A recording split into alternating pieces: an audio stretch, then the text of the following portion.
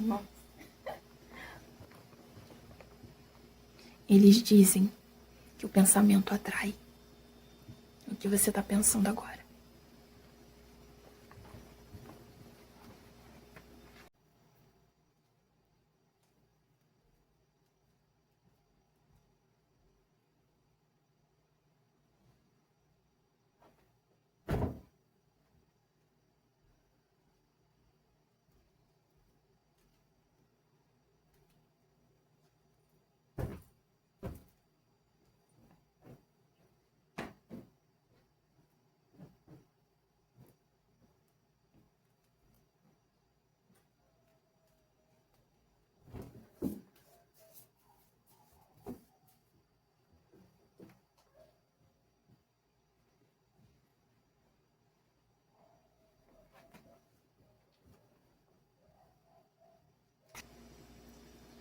O quanto de uma pessoa você toma conta quando você a possui? Tudo que sobra depois que ela deixa de controlar e usar a sua própria mente.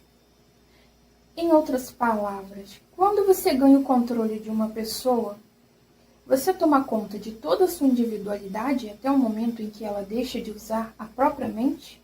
Isso está correto? Essa é a forma como eu trabalho. O que você faz com as pessoas que você controla antes da morte? O que de útil essas pessoas fazem para você enquanto elas vivem? Eu as uso, ou uso o que sobrou delas. E depois que tomo conta de sua mente, essas pessoas tornam-se propagandistas e me ajudam a preparar as mentes de outras pessoas para que entrem no hábito da alienação. Você não apenas engana as pessoas destruindo seus poderes para controlar suas próprias mentes, mas as usa para ajudá-lo no trabalho de emboscar outras. Sim, não deixe passar nenhuma oportunidade. Vamos voltar para o assunto do ritmo hipnótico. Conte-me mais de como essa lei funciona.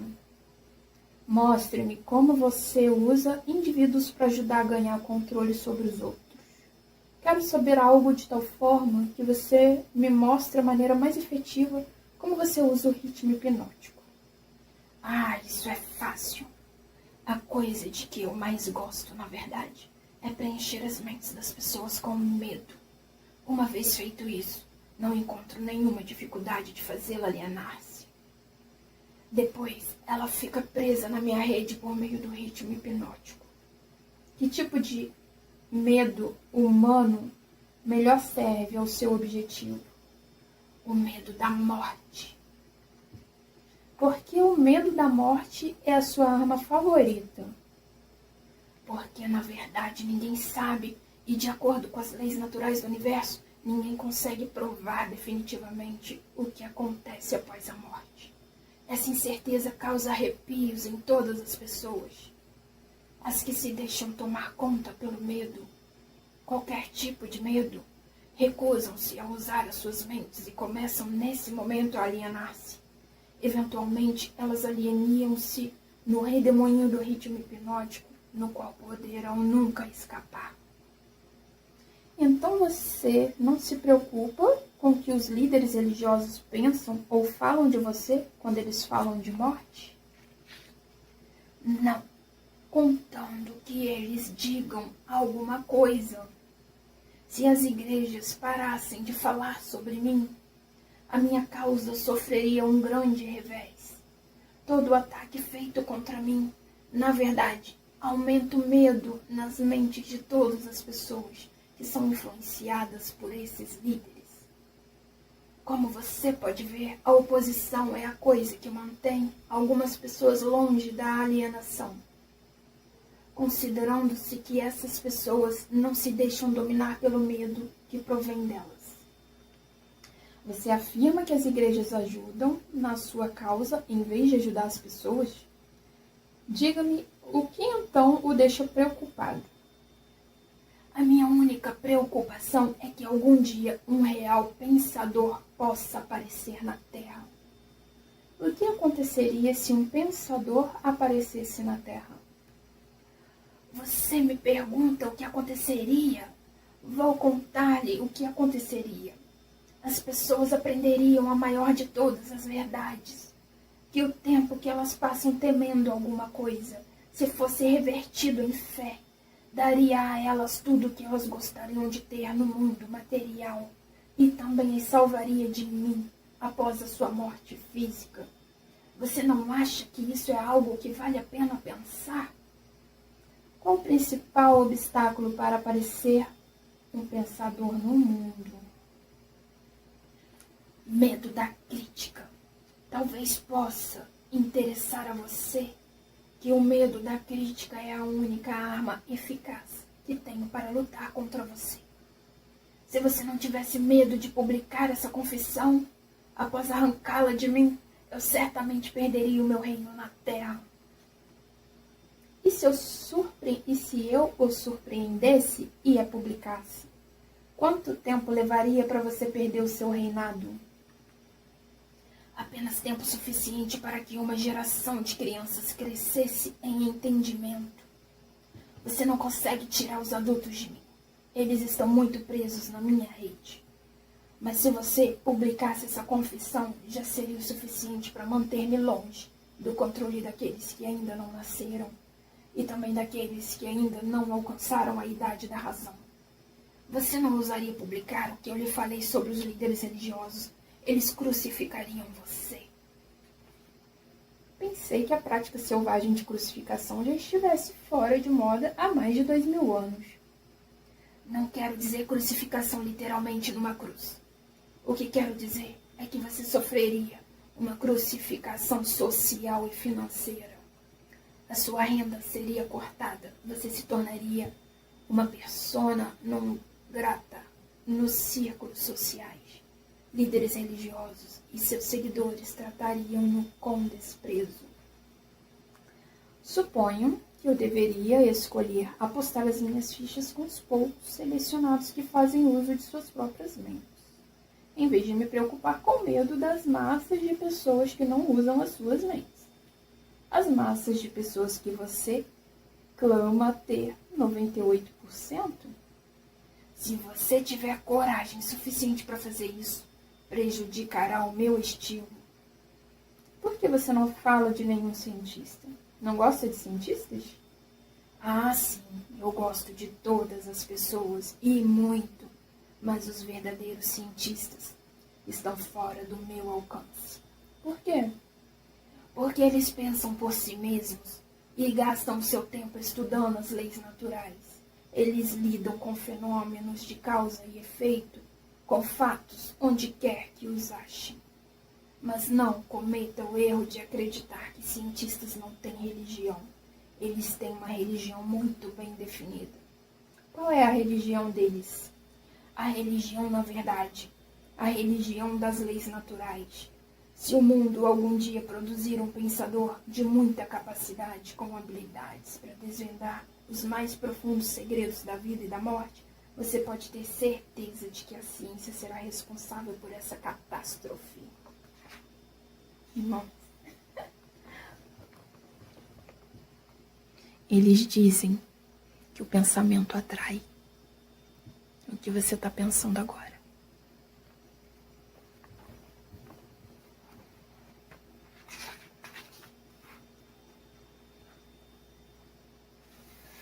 Ai.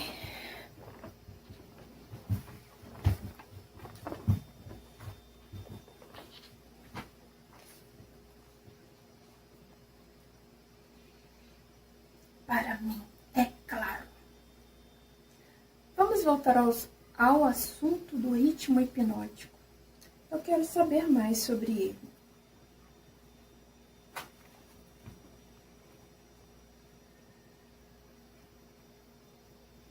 Ele tem alguma coisa a ver com o princípio pelo qual as pessoas podem hipnotizar umas às outras? É precisamente a mesma coisa. Eu já lhe disse isso. Por que você repete tanto as suas questões? Isso é um velho costume meu, Sua Majestade. Para seu esclarecimento, eu lhe direi que, na verdade, estou forçando você a repetir muitas de suas afirmações, pelo simples fato de dar ênfase. Também estou tentando ver se consigo pegar você em alguma mentira. Não mude de assunto. Volte para o ritmo hipnótico e me conte tudo o que você sabe sobre ele. Eu, por acaso, sou uma vítima? Neste momento, não. Mas muito pouco faltou para você cair na minha rede. Você se alienou pelo redemoinho do ritmo hipnótico, até o momento em que você descobriu como me forçar a fazer essa confissão. Aí, nesse momento, perdi o controle sobre você. Que interessante. Você não está tentando me recapturar pela bajulação, está? Essa seria a melhor propina que eu poderia oferecer a você. É exatamente o tipo de suborno que usei em você efetivamente antes de você conseguir ser mais esperto do que eu. Com o que exatamente você me seduziu? Com muitas coisas, sendo as principais o desejo e a autoexpressão. Que efeito as suas propinas tiveram sobre mim? Elas fizeram com que você negligenciasse o seu principal objetivo na vida. E fizeram com que você começasse a se alienar. Isso foi tudo que você fez para mim com seu suborno? Isso já é muito. Ai, que paz. Você já leu esse livro? O que você acha desse best-seller, né? Foi escrito pelo Napoleão Hill em 38. Em 38 não, tô doidona. Publicado em 1937, o qual se tornou o livro de psicologia aplicada mais vendido de todos os tempos. Seus ensinamentos influenciaram gerações inteiras de líderes que buscavam sucesso, gerando a pedra fundamental para todos os outros escritores de autoconhecimento e pensamento motivacional.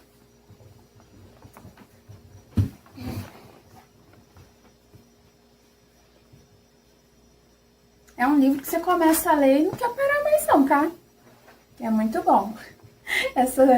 Essa cena que eu tô fazendo das duas vozes também é inevitável fazer nesse diálogo aqui. Imagina você fazer a voz dele.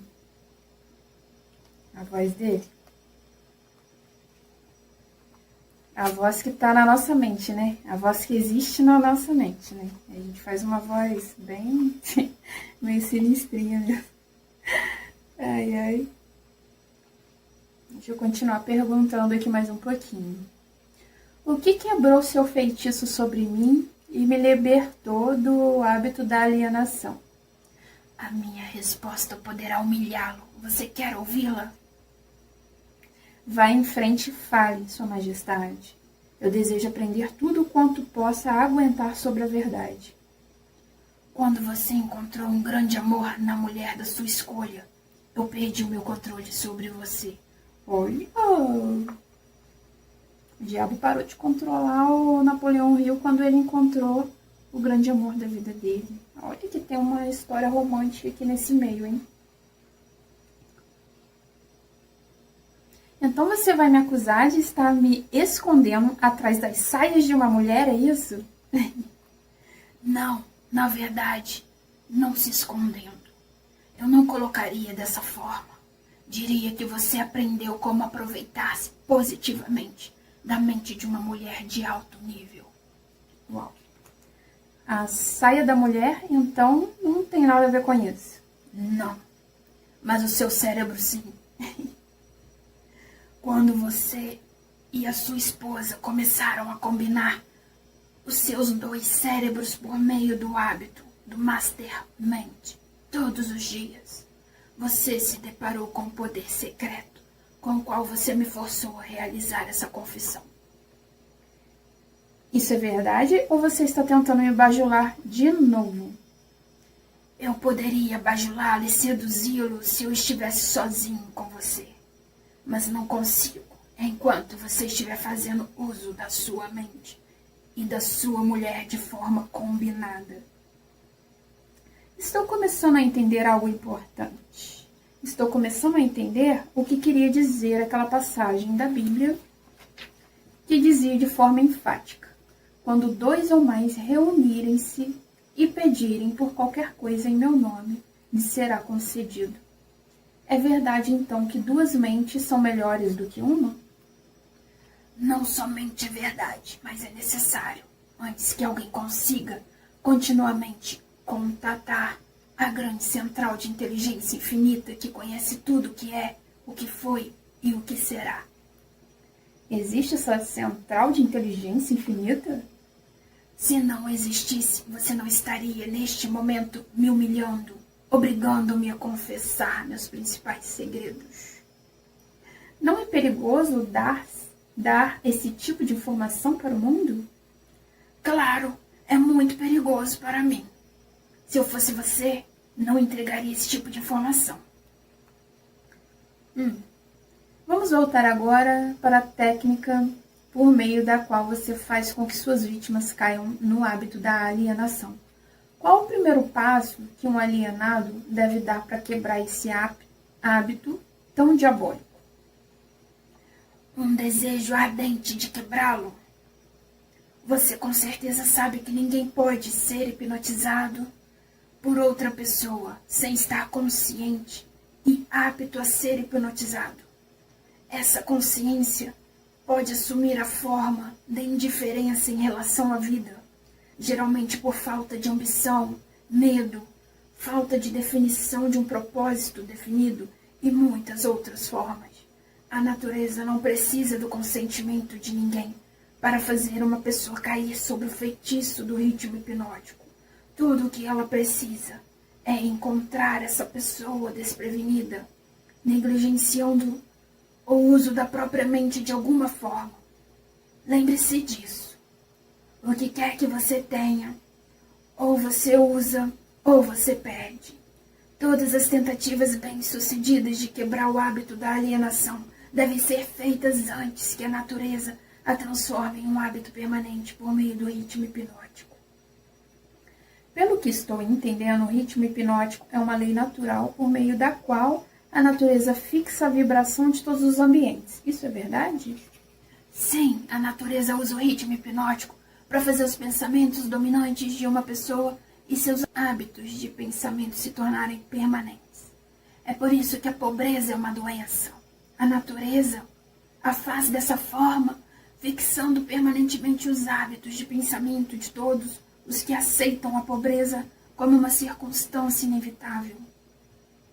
Por meio dessa mesma lei do ritmo hipnótico, a natureza também ficará permanentemente pensamentos positivos de riqueza e prosperidade.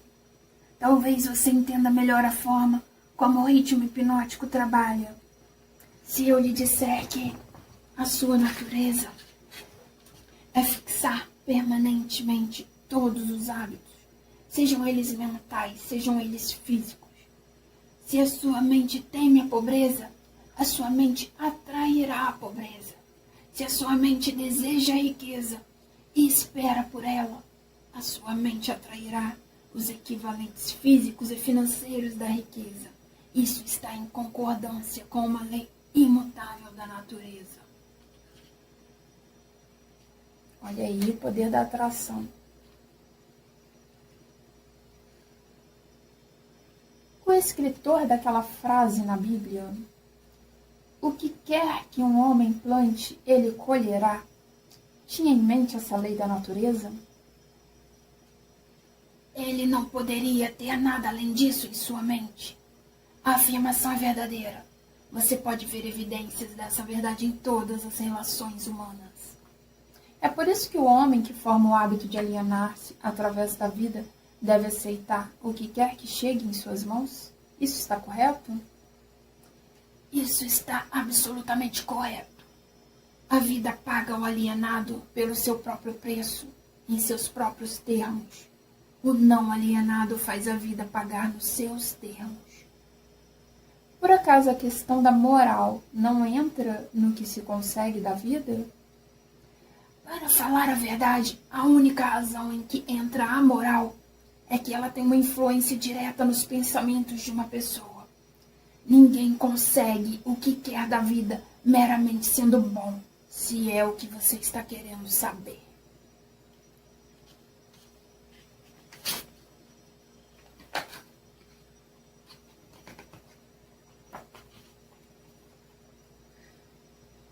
Não, acho que não. Entendo o que você quer dizer. Estamos todos onde estamos e somos o que somos pelos nossos feitos. Não exatamente. Você está onde está e você é o que é por causa dos seus pensamentos e das suas ações. Então, isso que chamam de sorte não existe, é isso? Enfaticamente não. As circunstâncias que as pessoas não entendem são classificadas sob o título de sorte. Por trás de toda a realidade existe uma causa. Muitas vezes, a causa está tão longe do efeito que a circunstância pode ser explicada somente atribuindo-se à sorte. A natureza não reconhece tal lei como sorte. É uma hipótese feita pelo homem, com a qual ele explica as coisas que ele não entende. Os termos sorte e milagre são irmãos-gêmeos. Nenhum dos dois tem uma existência real, exceto na imaginação das pessoas. Ambos são usados para explicar aquilo que as pessoas não entendem. Lembre-se disso. Tudo que tem uma existência real pode ser provado como tal. Mantenha essa verdade na sua mente e você se tornará um pensador mais profundo. O que é mais importante, pensamentos ou atos? Todos os atos seguem pensamentos. Não existem feitos sem antes ter havido um padrão de pensamento que o antecedesse. Além disso, todos os pensamentos têm uma tendência de se tornarem a sua contraparte física. Os pensamentos dominantes, que são aqueles que uma pessoa mistura com as emoções, desejos, esperança, fé, medo, ódio, ganância, entusiasmo, eles são apenas, têm a tendência de se tornarem o seu equivalente físico, como também estão fadados a se tornar o equivalente físico. Isso me leva a lhe pedir que me conte mais sobre a sua pessoa, onde além das mentes das pessoas, você se fixa e realiza os seus planos. Opero onde quer que haja algo que eu possa controlar e de que possa me apropriar. Já lhe disse que sou a porção negativa do elétron da matéria. Sou a explosão do raio, sou a dor na doença e o sofrimento físico. Sou o general que não é visto na guerra. Sou o agente desconhecido da pobreza e da fome. Sou o executor na pena de morte. Sou o inspirador no desejo na carne. Sou o criador da inveja, da ganância e do ciúme. Sou o instigador do medo. Sou o gênio que converte as realizações de homens da ciência em instrumentos de morte. Sou o destruidor da harmonia em todas as formas de relações humanas. Sou a antítese da justiça. Sou a força propulsora de toda imoralidade. Sou o obstáculo para tudo que é bom. Sou a ansiedade, o suspense, a superstição e a insanidade. Sou o destruidor da esperança e da fé. Sou o inspirador da fofoca destrutiva e do escândalo. Sou o desencorajador do pensamento livre e independente. Em resumo, sou o criador de todas as formas de miséria humana, o instigador do desencorajamento e do desapontamento. E você não chama isso de frio e cruel? Eu chamo isso de certo e confiável. A crise econômica mundial quebrou os hábitos dos homens em todas as partes e redistribuiu as fontes de oportunidades em todos os setores da vida, em uma escala sem precedentes. O álibi do alienado, com o qual ele tenta explicar a sua posição indesejável, é o seu grito de que não existem novas oportunidades no mundo. Não alienados não esperam pela oportunidade para trilhar o seu caminho. Eles criam oportunidades que estejam de acordo com os seus desejos e necessidades. É isso. Vou parar essa leitura por aqui, porque esse vídeo já está gigante e eu espero que você tenha gostado de me ouvir lendo com duas vozes. Meu Deus. Aí eu lendo como Napoleão Hill estivesse perguntando e o diabo respondendo. Que loucura. Mas o livro é maravilhoso, tá? Abre, ó. Explode a tua mente. Abra tua mente. E é isso. E faz você parar de ter medo de crescer. Que é uma das coisas mais importantes. É você conseguir destruir o medo. Destruir a alienação das coisas que te impedem de evoluir. Um beijo e deixa um comentário se você gostou desse vídeo.